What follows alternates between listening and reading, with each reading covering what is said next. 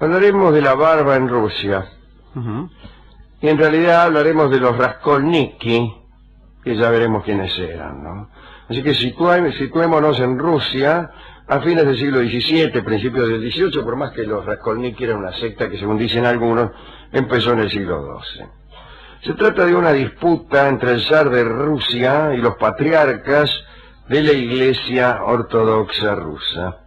En épocas del zar Alexis, llamado Alejo en los libros españoles, que era el papá de Pedro el Grande, el patriarca ortodoxo Nikón consideró oportuno ordenar a los fieles que se afeitaran la barba.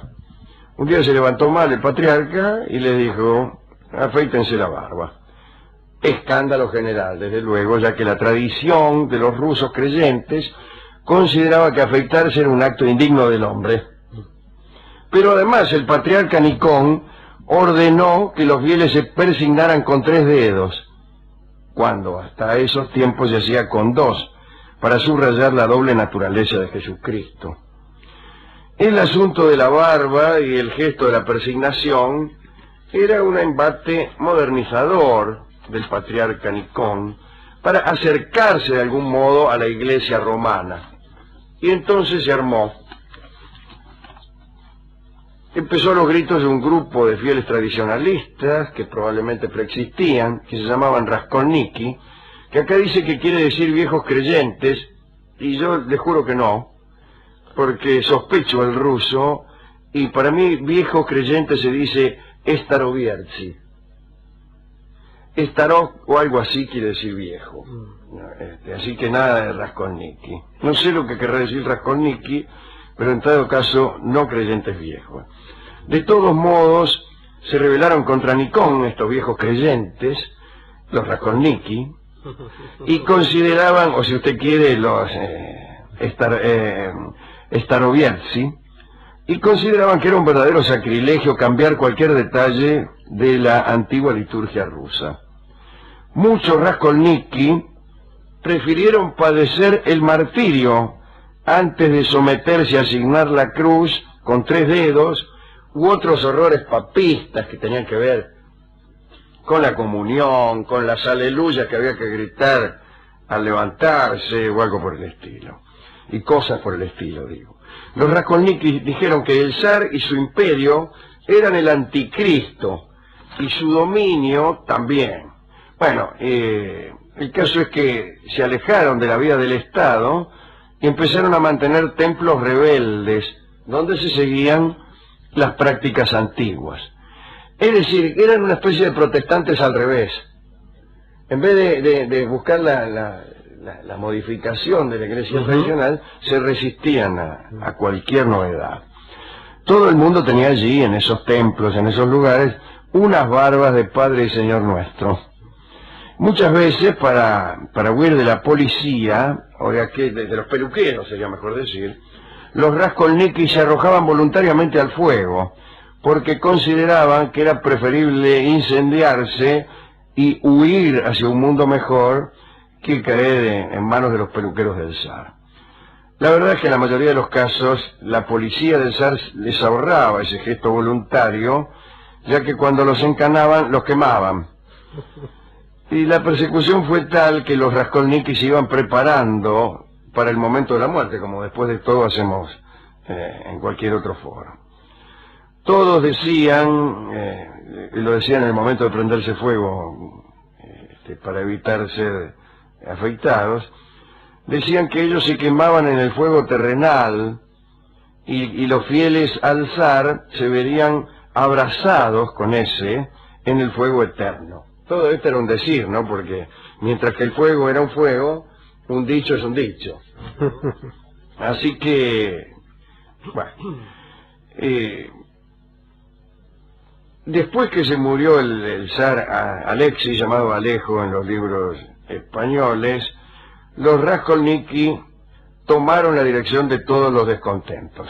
Es decir, cada vez que había un descontento, lo manejaban los Raskolniki. Está bien que en una comunidad acá pasa mucho, hay gente que gerencia los descontentos. Sí, señor. Entonces usted está descontento, vaya a los Raskolnikis, ¿sí? Se juntaban todos ahí y chillaban.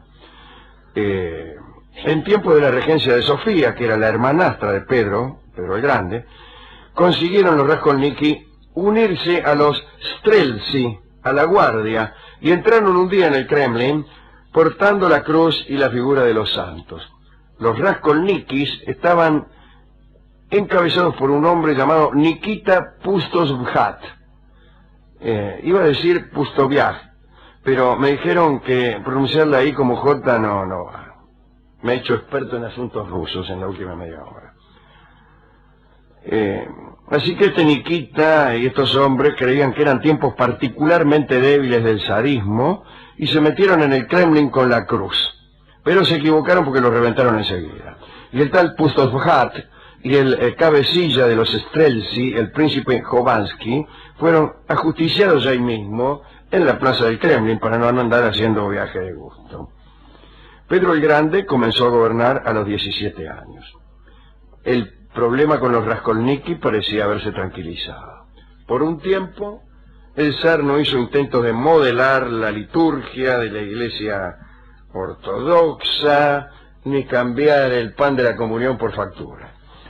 Pero en el año 1697 el patriarca Adriano se asustó, porque Pedro el zar había planeado un viaje a Europa occidental, y eso podía detonar en su pensamiento nuevos intentos modernizadores, pensó Adriano. Los Raskolnikis eran los que más se oponían al viaje, lo juzgaban como una tentación infernal. Pero el zar viajó y regresó con ideas que en algún momento hemos glosado en este mismo programa y que las presentamos como extravagancias, sin darle un contexto. El contexto es esta lucha entre la tradición religiosa y la secularización. Y ahí vino el famoso asunto de las barbas. Cuando volvió de Viena, Pedro llegó con la idea de que las barbas eran un símbolo de arcaísmo y rusticidad, y las prohibió. Y él mismo se sumó al recorte de todo barbudo. Cuando veía un barbudo, él mismo le cortaba el pelo. A medida que advirtió que esa tarea iba a ser extensa y fatigosa, imagínense, Rusia es una nación inmensa, llena de barbudos. Bueno, en esa inteligencia decretó que todos los barbudos abandonaran la barba y ordenó a los militares y funcionarios que se ocuparan personalmente de afeitar en el lugar y hora que se encontraran a un barbudo. Una variante de la prohibición consistió en que para llevar barba había que pagar un impuesto. Y el recibo era una especie de medalla que pendía de un collar y acreditaba a los portadores como habiendo pagado todos sus impuestos y estando en paz con el fisco. Los Raskolnikis, como siempre, conservaron su barba y llamaron al zar Pedro Belzebúvich, que, como bien sabe usted, es Pedro el hijo de Belcebú. Arreciaron otra vez las persecuciones. Pedro redujo el número de monasterios y de monjes, confiscó sus bienes, mantuvo rigurosa vigilancia a las comunidades. La guardia zarista anduvo por un tiempo con látigos y navajas de afeitar, buscando a los Raskolnikis, qué sé yo, ¿no? En realidad las barbas que no se permitían eran las que iban más allá de los 2 centímetros. No es que no se toleraba el descuido, no se toleraba la herejía. Y fue una rebelión difícil, ¿no? Porque los conjurados contra el zar tenían muy poca posibilidad de pasar inadvertidos, de hacer reuniones secretas. Dice Voltaire, que escribió sobre este asunto, que para que un grupo pueda convertirse en enemigo de un orden constituido y solidificar las bases de una lucha clandestina, no es conveniente llevar una insignia tan visible como un rostro con pelo. Enseguida te agarran, no puedes hacerte el gil, ¿no?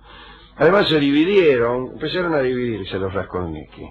Primero se dividieron en Popovsky y Bespopovsky, siendo los primeros los que admitían el sacerdocio y los segundos los que más bien decían que los sacerdotes de nada servían.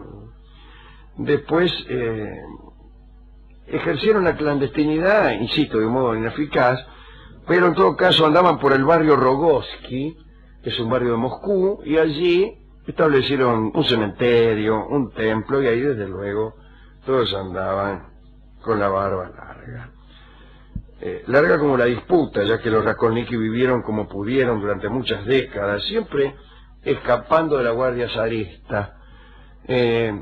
Voltaire hace un censo de la Rusia de su tiempo, y él calcula que había 2000 Raskolnikov, pero por ahí en algún libro aparecen ya en este siglo, o en el siglo XIX, como siendo millones.